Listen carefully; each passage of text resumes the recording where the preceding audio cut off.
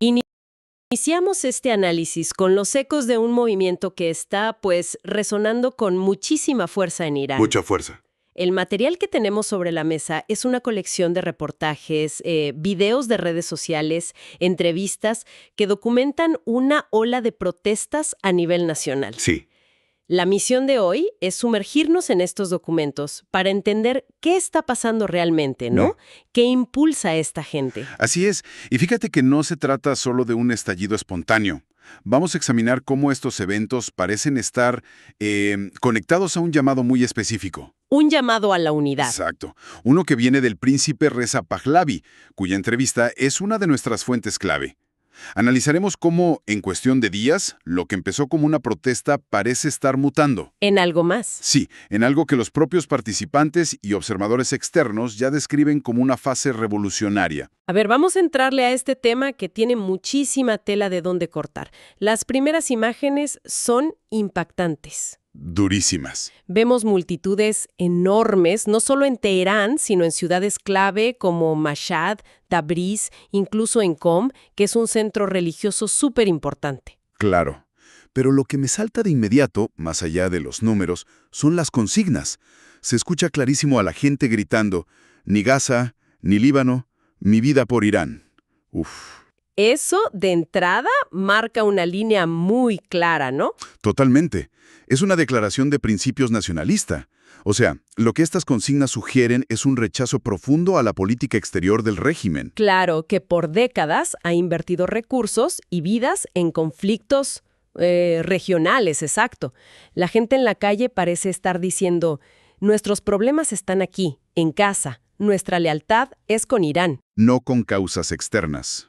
Y esto es fundamental porque establece el marco de la protesta. Es interna, es nacional.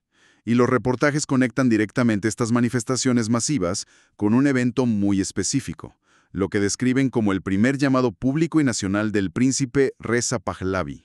Sí, esto me parece clave porque sugiere un nivel de coordinación que quizá no habíamos visto en olas de protesta anteriores. Exacto, y eso es lo que le da una dinámica distinta. En la entrevista que forma parte de nuestro material, el propio Pahlavi habla de esto. ¿Ah, sí? Expresa un orgullo inmenso al ver lo que él llama una unidad nacional sin precedentes. Describe cómo personas de distintas etnias, regiones, clases sociales se han levantado con una sola voz. Y eso es un desafío directo a la táctica del régimen, que siempre ha sido dividir. Claro. Ha jugado históricamente a dividir a la población a lo largo de líneas étnicas o regionales. Que el movimiento nazca de un llamado a la unidad, pues es un golpe a esa estrategia. Ahora, ¿cómo reacciona el régimen ante esto?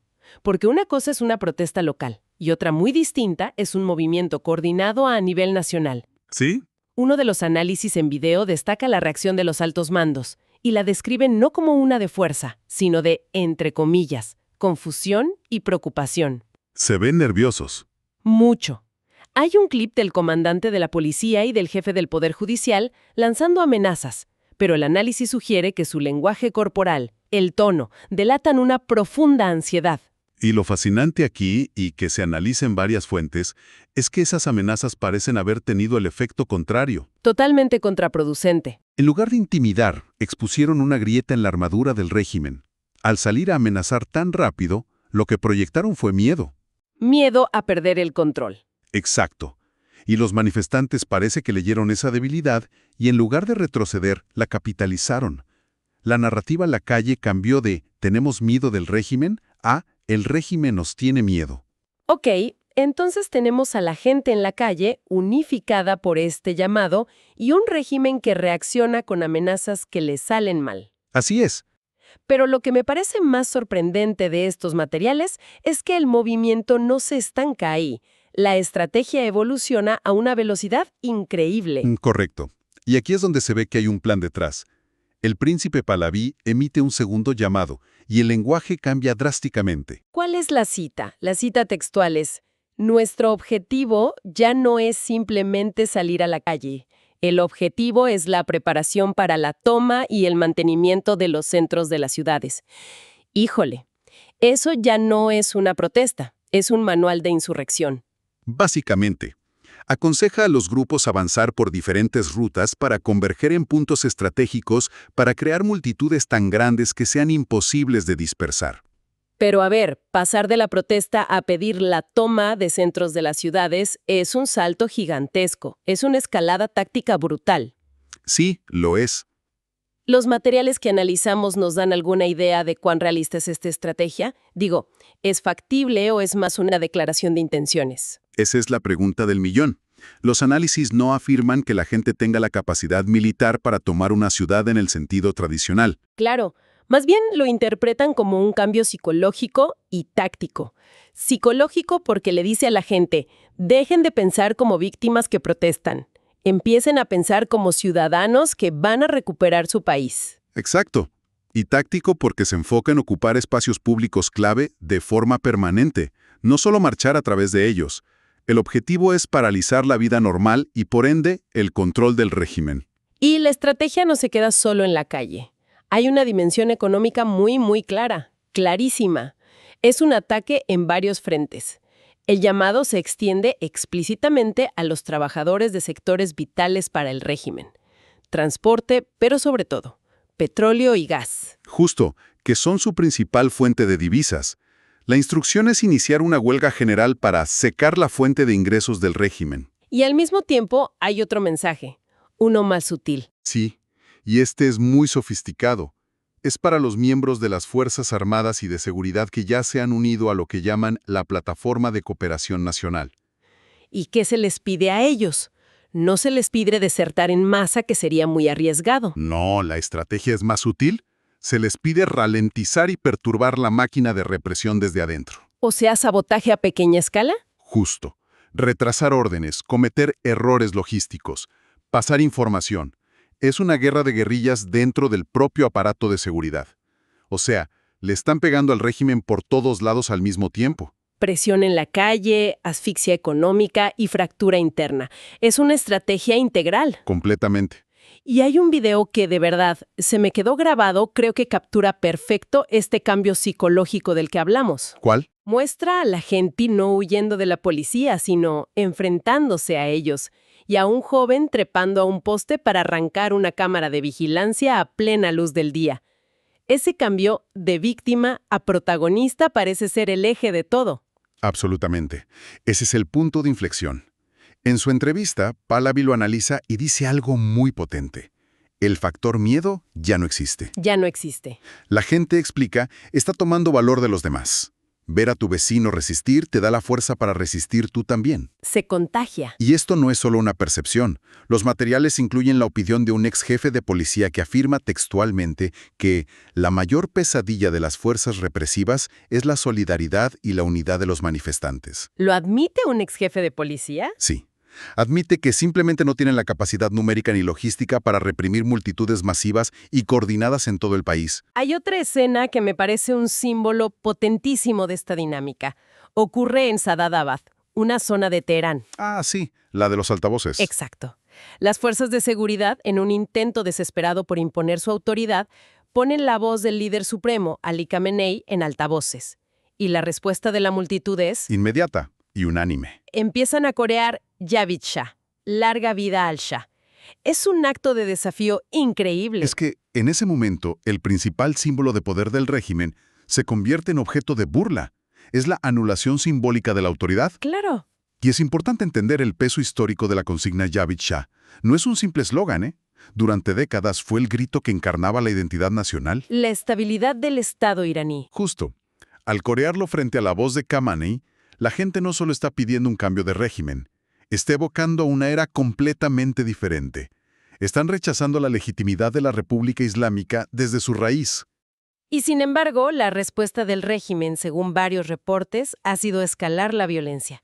Se menciona el uso de munición real en Mashhad. Sí, lo que subraya la intensidad del enfrentamiento y lo que parece ser la desesperación del aparato estatal.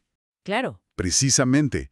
Pero en este nuevo contexto, la violencia del régimen se convierte en otro catalizador. Cada acto de represión brutal que se filma y se comparte en segundos. En lugar de apagar el fuego, lo aviva. Lo aviva, refuerza la narrativa de un régimen ilegítimo y criminal y consolida esa dinámica de valor colectivo frente al miedo. Cada mártir se convierte en una bandera. Todo esto, por supuesto, no está pasando en un vacío. El mundo está mirando. ¿Qué nos dicen las fuentes sobre la reacción internacional?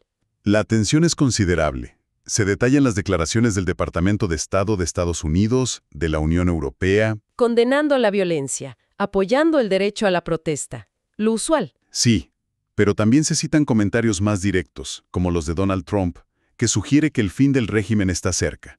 Pero quizá el análisis más interesante viene de The Wall Street Journal. ¿Qué dicen ellos? Identifican una convergencia en torno a figuras y símbolos de antes de la República Islámica, incluido el hijo de Mohammed Reza Shah Pahlavi. O sea, la prensa internacional está notando que esto no es solo un movimiento antirrégimen genérico Sino que tiene un punto de referencia muy específico. en la monarquía anterior. Exacto. Y esta atención internacional tiene un doble efecto. Por un lado, pone al régimen bajo una presión inmensa. Por otro, le da una enorme esperanza a la gente dentro de Irán. Se sienten vistos, apoyados. Y en ese sentido hubo un acto simbólico potentísimo que se menciona, el que ocurrió en Londres. Sí, el de la embajada. El reemplazo de la bandera de la República Islámica por la bandera del león y el sol. Que es crucial entender lo que significa. Totalmente. No es una bandera de oposición cualquiera. Es la bandera oficial de Irán durante siglos, hasta que la reemplazaron en el 79, al izarla en un edificio diplomático. Aunque sea simbólicamente. Claro, los manifestantes no solo están rechazando al gobierno actual, están borrando 45 años de historia y reconectando con una continuidad nacional. El mensaje es: la República Islámica fue un paréntesis, el verdadero Irán está de vuelta. Ándale, justo eso. Y esta idea de lo que viene después no es solo simbólica. En los materiales se vuelve muy concreta. Pahlavi no solo habla de derrocar al régimen. No, para nada. Una parte importante de la entrevista se dedica a sus preparativos para lo que él llama el momento de la victoria. Habla de regresar. Afirma estar listo para regresar a la patria y habla de tener planes detallados para un gobierno de transición.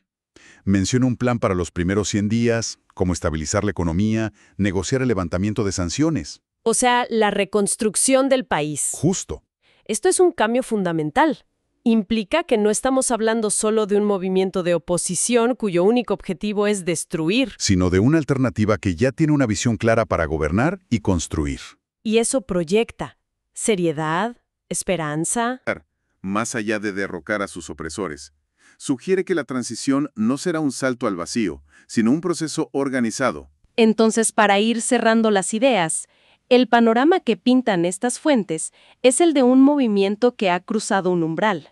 Sí, Parece unificado por un liderazgo centralizado, con una estrategia que ha evolucionado rapidísimo, impulsado por un cambio psicológico palpable y con una atención internacional cada vez mayor. sí, y uno de los análisis lo califica como un momento histórico potencialmente único. El argumento es que, por primera vez en la historia moderna, una dinastía derrocada por una revolución popular, Está siendo llamada a regresar por otra. por otra revolución popular. Se atribuye este fenómeno, por un lado, a la estrategia de largo plazo de Reza Pahlavi, de posicionarse como un símbolo de unidad. Y por otro, a lo que el análisis llama una conciencia histórica del pueblo iraní. ¿A qué se refiere con esto? A que después de 45 años, la gente puede comparar dos sistemas. No es una nostalgia ciega, ¿sabes? Es una evaluación basada en la experiencia. Exacto. Las fuentes sugieren que el fracaso de la República Islámica en casi todos los frentes ha sido tan absoluto que la gente está recurriendo al único modelo de Estado-nación moderno y exitoso que tienen en su memoria colectiva. No se trata solo de traer de vuelta a una persona. No, sino de recuperar una idea de Irán. Una idea de progreso y normalidad que el régimen actual intentó borrar. Y eso nos deja con una reflexión para el final. Las fuentes hablan largo y tendido de estos planes para la transición, los primeros 100 días, la economía. ¿Sí? Están discutiendo con tanto detalle antes de la victoria. ¿Qué nos dice eso sobre la madurez, la preparación y, pues, las verdaderas posibilidades de éxito de este movimiento en particular?